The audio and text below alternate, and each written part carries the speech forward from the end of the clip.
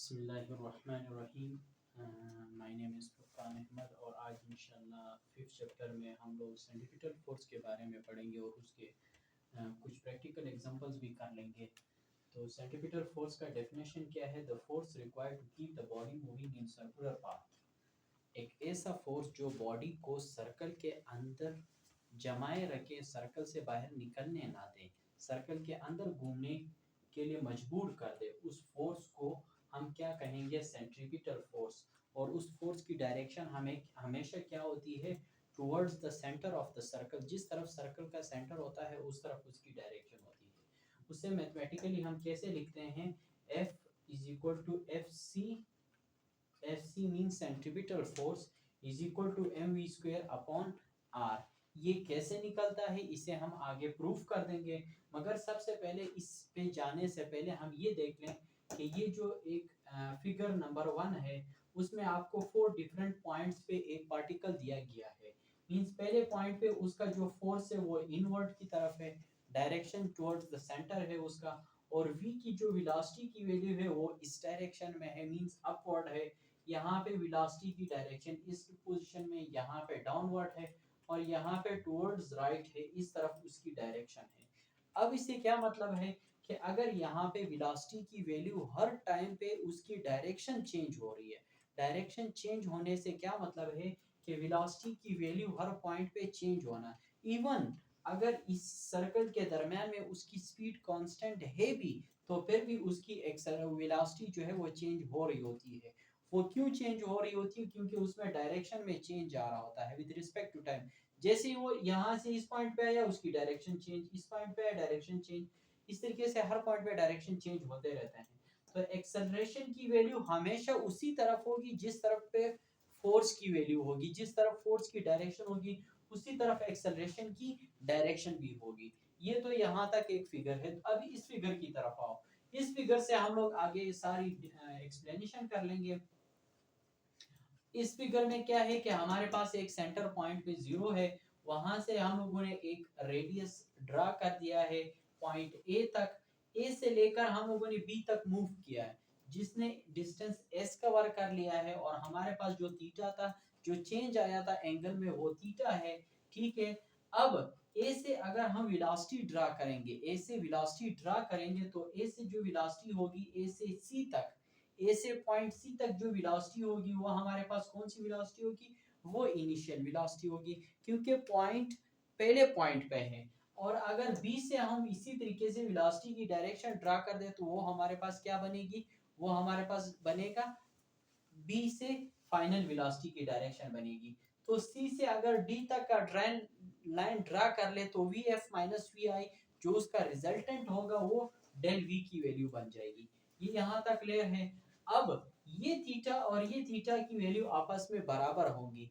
क्यों वो बराबर होंगी? क्योंकि ये दोनों ट्रायंगल जो है आपस में सेम है, उनकी वैल्यू सेम हमने निकाली हुई है। जितना यहाँ पे आर की वैल्यू है उतना ही ए से लेकर सी तक की वैल्यू है, जितना यहाँ से OB की वैल्यू है उतना ही BD की वैल्यू है। तो ये सारी चीजें सेम लिए हुए हैं। जब सेम लिए हुए हैं तो हमारे पास थीटा भी सेम होगा। जब थीटा सेम होगा तो उसे हम क्या कहेंगे? आइसोस्केल ट्रायंगल्स। अब यहाँ पे अगर देख ले, ए से लेकर सी तक का जो वैल्यू है उसे इनिशियल वेलोसिटी, ए से लेकर डी तक का जो वैल्यू है उसे फाइनल वेलोसिटी, उनका जो चेंज होगा थीटा हो जाएगा। उन दोनों का जो रिजल्टेंट होगा वो डेल वी होगा। अब इस एग्जांपल में से देख लें, या इस फिगर में से देख लें। इस फिगर में एंगल OAB ये वाला जो रेड में ड्रा किया हुआ है ये ट्रायंगल, और एंगल ACD और ये वाला जो एंगल है, मींस एंगल OAB और एंगल ACD, ये वाला जो दो एंगल है आपस में, उन दोनों को हम कंपेयर करेंगे। वो आइसोस्केल्स क्यों है? क्योंकि उनके दरमियान में थीटा जो है वो सेम है। ए बी, ये वाला ए बी से जो ए बी के दरमियान में लाइन है वो किस चीज की इक्वल है? सी डी की इक्वल है, जैसे मैंने पहले कहा था। ठीक है। तो ए बी को मैंने किस चीज से लिखा हुआ है? एस से लिखा हुआ है। सी डी को मैंने लिखा हुआ है डेल वी से। ठीक है।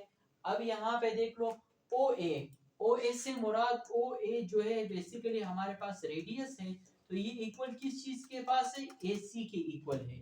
किस चीज की इक्वल है? AC के इक्वल है। तो इससे जब मैंने ओ ए को आर से लिखा है, ए सी को मैंने किस चीज से लिखा है, इनिशियल वेलोसिटी से लिखा है। ठीक है, इनकी वैल्यूज डायरेक्ट उनकी वैल्यूज हम लिख रहे होते हैं।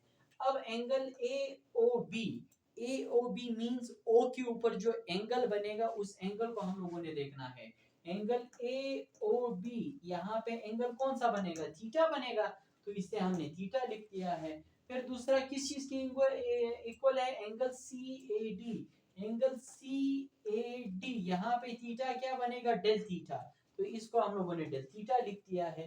अब हमें पता है कि एस की वैल्यू हमारे पास क्या है, S is equal to R theta, जो हम लोगों ने पिछले ये लेक्चर्स में निकाला था कि हमारे पास एस की वैल्यू आर थीटा की इक्वल है। अब एस की जगह पे, आर की जगह पे, थीटा की जगह पे इनकी वैल्यूज पुट कर देंगे।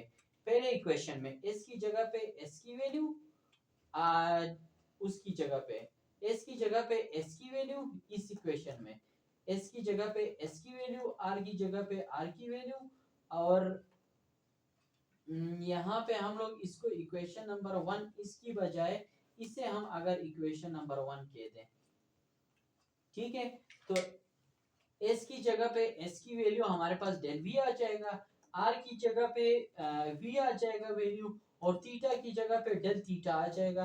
तो ये वैल्यू हम लोगों ने इस इक्वेशन में पुट कर दिया है। अब हमें पता है कि डेल थीटा की वैल्यू किस चीज की इक्वल है, जो सॉरी दोनों साइड को टी से डिवाइड कर देंगे। किस वजह से, हमारे पास वेलोसिटी की वैल्यू है तो हमने एक्सेलरेशन निकालना था, तो वेलोसिटी को टाइम टी पे डिवाइड कर देंगे, हमारे पास एक्सेलरेशन बन जाएगा। तो ये बन जाएगी एक्सेलरेशन, v की वैल्यू एज इट इज लिखेंगे del theta upon del t, जो है हमारे पास बेसिकली क्या है, एंगुलर वेलोसिटी है। एंगुलर वेलोसिटी से हम किस चीज से लिखते हैं, ओमेगा से लिखते हैं। तो A C is equal to V omega, omega की वैल्यू आ गई है, ओमेगा को हम रिप्लेस कर देंगे उसकी वैल्यू से, v is equal to R omega बन जाएगा। जब v is equal to R omega होगा तो ओमेगा की वैल्यू निकालेंगे v अपॉन आर, जब v अपॉन आर की वैल्यू हम इस इक्वेशन में पुट कर देंगे तो A C is equal to v upon R, V जो है वो मल्टीप्लाई होकर स्क्वायर बन जाएगा, A is equal to V square upon R. अब न्यूटन सेकंड लॉ से ए की वैल्यू पुट कर देंगे, F is equal to M M है। अब F is equal to M है, ए की जगह पे ए सी, ए की वैल्यू पुट कर देंगे, तो F is equal to M, A की जगह पे वी स्क्वायर अपॉन आर की वैल्यू पुट कर देंगे। ये चीज यहाँ तक क्लियर होगी कि F C is equal to M V square upon R की वैल्यू कैसे हमने निकाली है, ये इन दो फिगर्स की मदद से निकाली है हम लोगों ने ये वैल्यूज। अब हम आते हैं उसके प्रैक्टिकल एग्जांपल पे। सेंट्रीपिटल फोर्स की वैसे बेसिकली प्रैक्टिकल एग्जांपल क्या है, उसका पहला जो प्रैक्टिकल एग्जांपल आपकी बुक में डिस्कस हुआ है वो है कोनिकल पेंडुलम। कोनिकल पेंडुलम आपके पास क्या है कि अगर हमारे पास एक पेंडुलम है जिसका लेंथ h है और यहाँ पे उसकी जो हॉरिजॉन्टल लेंथ है वो l की इक्वल है, यहाँ पे जो r थीटा होगा, r जो चेंज होगा वो थीटा की इक्वल होगा, और ये जो जीरो से लेकर p तक का डिस्टेंस है हम कहते थे कि ऑलवेज टुवर्ड्स द सेंटर है, वो फोर्स जो है तो t sin थीटा जो है हमारे पास फोर्स की इक्वल हो जाएगा, ठीक है, और t cos थीटा किस चीज के इक्वल है, omega is equal to mg की इक्वल है। तो इस सूरत में हमारे पास ये जो कोनिकल पेंडुलम है ये हमारे पास बेसिकली किस चीज का एग्जांपल है, बेसिकली हमारे पास प्रैक्टिकल एग्जांपल है सेंट्रीपिटल फोर्स का, ये हमेशा towards the centre of the circle होता है, ठीक है। दूसरा एग्जांपल है bending of road at curve centres.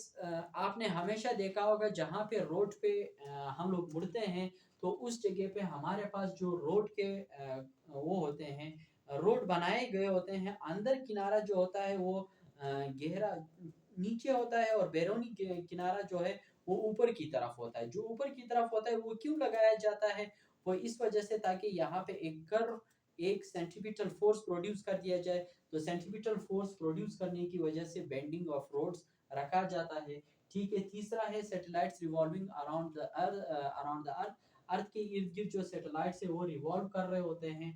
उसकी वजह क्या है कि सैटेलाइट जो है अपनी एक्सेलरेशन की वजह से आगे निकलने की कोशिश करेगा, ठीक है, मगर ग्रेविटेशनल फोर्स जो है उसको अपनी अंदर अपनी सेंटर की तरफ खींचने की कोशिश करेगा। जब दोनों स्टेबल हो जाएंगे तो उस सूरत में हमारे पास ये जो वैल्यू होगी वो दोनों की इक्वल हो जाएगी। इस सूरत में ये जो हमारे पास सैटेलाइट होगा वो अर्थ के इर्द गिर्द रोटेट करेगा, रिवॉल्व करेगा, सॉरी अर्थ के इर्द गिर्द रिवॉल्व करेगा।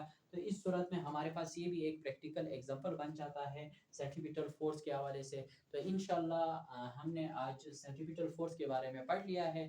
तो आगे इंशाल्लाह हम लोग सेंट्रीफ्यूगल फोर्स के बारे में पढ़ेंगे, बाकी फिर उनके प्रैक्टिकल एग्जांपल्स वगैरह के हवाले से डिस्कस करेंगे।